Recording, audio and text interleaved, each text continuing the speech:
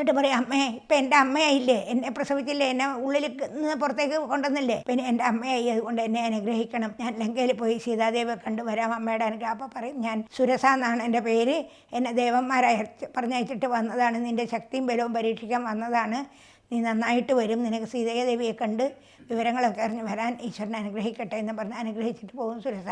പിന്നെയും ചാടുന്ന സമയത്ത് സമുദ്രത്തിന് തോന്നും ഈ ഹനുമാന് പോകുന്ന വഴിക്ക് ഈ 100 യോജന ദൂരം പോകുന്ന സമയത്ത് വഴിയിലൊരു വിശ്രമിക്കാനൊന്നൊരു സ്ഥലമോ ആഹാരം കഴിക്കാനൊരു സൗകര്യമോ ഒന്നുമില്ല.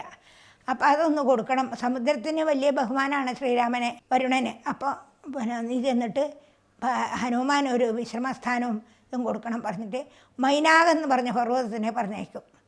ആ മൈനാക പർവ്വതം ചെന്നിട്ട് സമുദ്രത്തിൽ പൊങ്ങി വന്നിട്ട് ഹനുമാനോട് പറയും, എന്നിൽ ഇരുന്നോളൂ, ഇരുന്നിട്ട് പാലും പഴവും ഇല്ല തേനും പഴവും അതൊക്കെ കഴിച്ച് നീ പോയാൽ മതി എന്ന് പറയും. അപ്പോൾ പറയും, വേണ്ട, രാമകാര്യത്തിന് പോണ സമയത്ത് അതിൻ്റെ ഇടയിൽ ഒരു ആഹാരം കഴിക്കുകയോ വിശ്രമിക്കുകയോ ഒന്നും പാടില്ല, രാമകാര്യം സാധിച്ചു കഴിഞ്ഞിട്ടേ ഒക്കെ പാടുള്ളൂ, അതുകൊണ്ട് ഞാൻ പോവുകയാണ്, നിൻ്റെ സൽക്കാരം ഞാൻ സ്വീകരിച്ചിരിക്കുന്നതെന്ന് പറഞ്ഞാൽ മൈനാകപർവ്വതത്തിനെ തൊട്ട് തലോടും.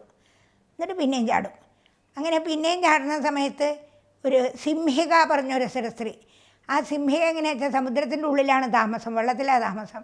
ആ സിംഹികയുടെ ആഹാരം എന്താ വെച്ചാൽ ഈ സമുദ്രത്തിൻ്റെ മുകളിലേക്ക് കൂടെ ആരെങ്കിലും ചാടിപ്പോകുന്ന എന്തെങ്കിലും ആളുകൾ പോകുന്നുണ്ടെങ്കിൽ ആ നിഴൽ പിടിച്ച് നിർത്തും. വാഹനമായാലും ആളായാലും എന്തായാലും നിഴൽ പിടിച്ചാൽ അത് നിന്നിട്ട് അത് വെള്ളത്തിലേക്ക് വീഴുമ്പോൾ അത് തന്നും. അങ്ങനെയാണ് ആ സിംഹികയുടെ ജീവിതം. അപ്പോൾ ഹനുമാൻ പോകുമ്പോൾ ഹനുമാൻ്റെ നിഴൽ പിടിച്ച് നിർത്തും.